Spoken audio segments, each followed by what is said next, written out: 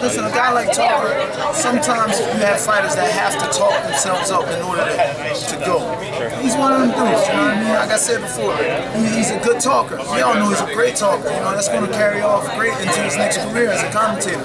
But he's dealing with a guy who I grew up with the talking guys and dealt with that crap. And I dealt with trash talkers in different languages. You know, fighting in Europe, dudes cussing me out and trash talking me in Polish and in German, so that don't mean nothing. His talk is that's for him. That's for him, and he's a good seller to fight. He sold this fight good. Good job, you know. But now I'm getting to do my job. My job is solely to fight. I don't care about talking. Eventuality that you take care of business Friday night. Are you thinking about, say, other American middleweights, Brian Jennings, possibly the Europeans like maybe Klitschko or Joshua? And I'm thinking about Tarver. I can't. I mean, my team won't let me think beyond that. They won't let me do that. You know, I can't, and that's the way we've been for years, man. Focus on what's in front of us because we don't know what tomorrow brings. We don't know what Friday will bring. So, and then with the Jennings thing, I'll never fight Jennings, man. You know what I'm saying? Unless he's got a belt and I got a belt.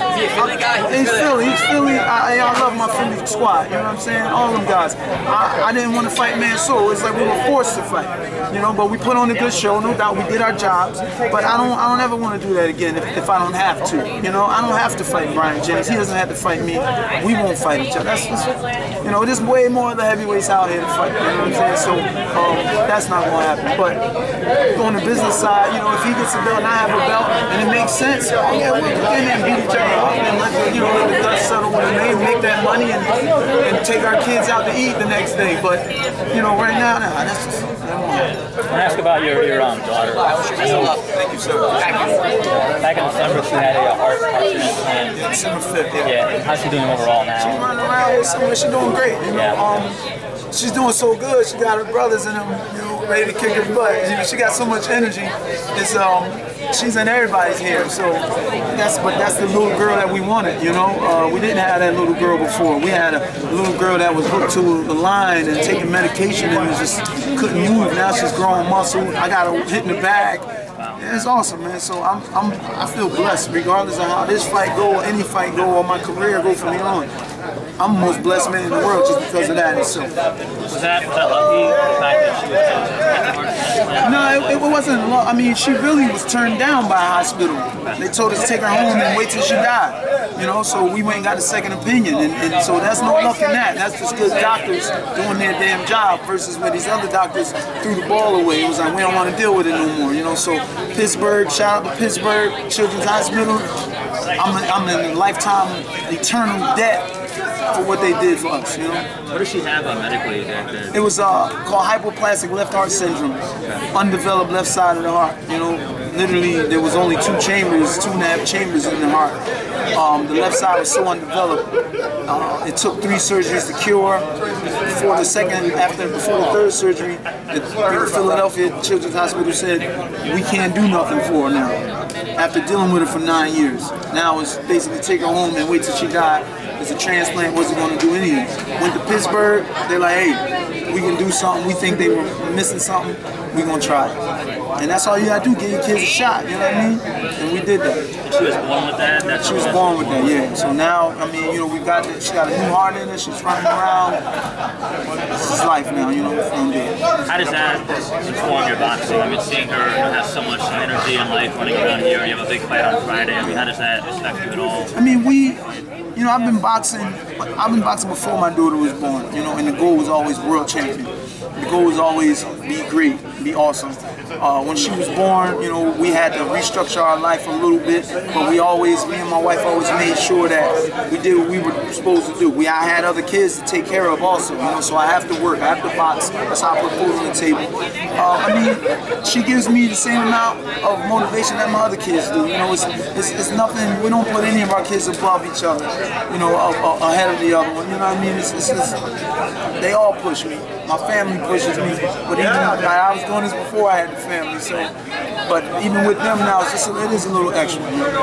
How many kids do you have? I have 3, and we also raised my nephew with us too. He's 10, so it's 4. And is she out of the woods in terms of what she has to deal with now? I mean, Yeah, she's doing great. I mean, 4 weeks after the transplant, she was home. So you know, they were saying it was a miraculous recovery. You know, Yeah. but you know, you're never out of the woods with a situation like this. You know, stuff can always happen. I mean, we had a very huge scare 2 weeks after she came home. You know, she had a seizure that we had to take her to the firehouse, and they revived her. So we're always on edge, but it's better than what we were last year this time. You know? And we just take it a day at a time.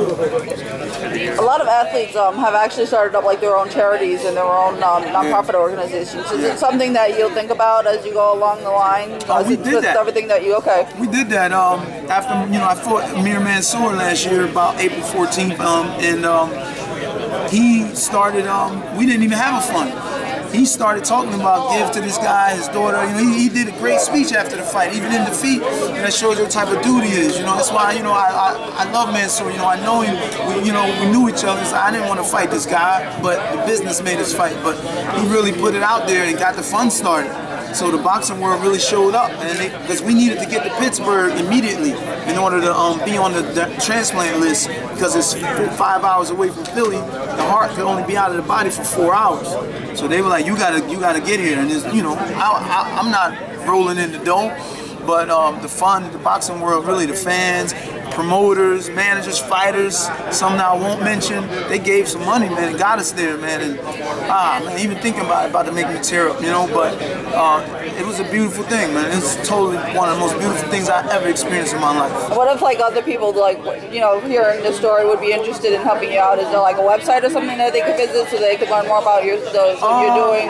No, I mean, we don't have the fund up anymore. You know, that's done, and you know. She has a Facebook page. Oh yeah, she does. Yeah, she has. Yep, that's my wife and the slash manager. But she does have a Facebook page called Keeping Up with Kennedy. You can go to just check that out. We put up, you know, updates and little things she's doing, and they can go back and just check it out and read all the stuff. But like I said, man, I'm thrown back by the boxing world and what they did for us, you know. Cool. Do you expect to have more fans on Friday, or fighting in New York and fighting closer to home than only thing I expect on Friday is for me to get in there and do what I do. You know, I fought in Europe, I fought in Germany numerous times, Poland twice, South Africa, where there was nobody cheering for me. You know, the only people cheering for me was this man, my wife, and one other guy. You know, I'm used. Listen, it don't matter if I got a full house full of fans or all right, brother, or one fan. I'm gonna do what I gotta do. A fight is a fight, and I gotta win it.